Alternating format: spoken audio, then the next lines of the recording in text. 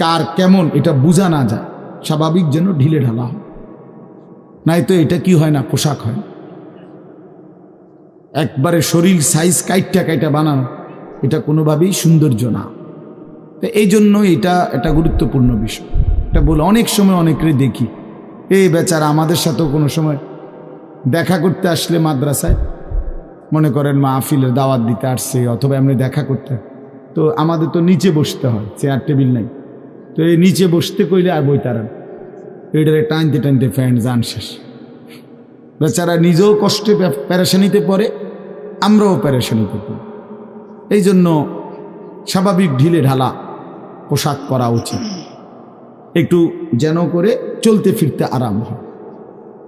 ভাই তোমরা বসতে না, তোরা এখান চলে যাও বেটা, অপদার্থ কোথাকার, যাও এখান থেকে বেটা,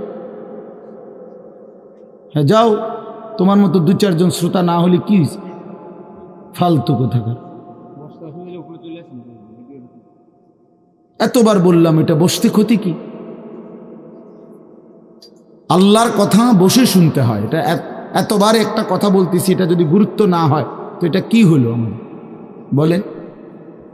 আল্লাহর কথা বসে শুনতে হয়, এটা তো একটা সার্কাস না, কি বলেন? এটা কি একটা সার্কাস? তাইলে কোরআন শরীফে আছে এটা। মুসা আলাইহিস সালামকে আল্লাহ তাআলা তুর পাহাড়ে জুতা খুলতে বললেন কেন? জুতা খুলে বসবার জন্য। আল্লাহর কথা বসে শুনতে হয়, জুতা খুলে শুনতে হয়, তাইলে নিজের মধ্যে পরিবর্তন আসে। আদব ছাড়া এলেম হয় না।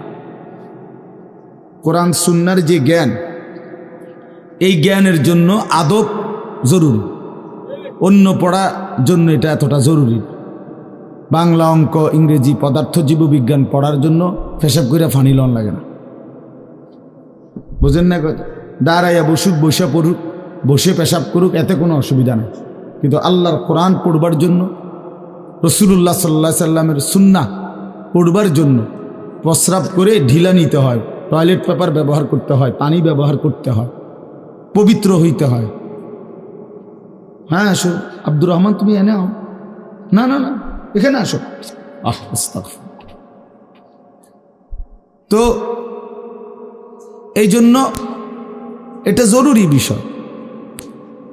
আমাদের কোরআন এবং সুন্নাহর এলেমের জন্য আপনার আদব জরুরি, আখলাক জরুরি, তাহারাত জরুরি।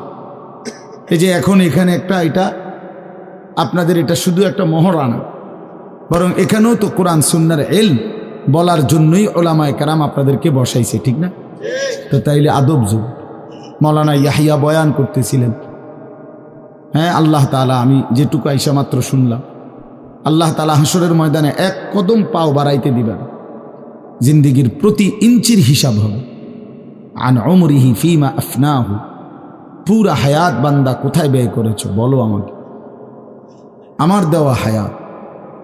ও আন শাবাবিহি ফিমা আবলাহু, শুধু যৌবনটা কোথায় ব্যয় করেছো সেটা আমাকে আলাদা বলো। ও আন মালিহি মিন আইনা ইকতাসাবাহু ওয়া ফিমা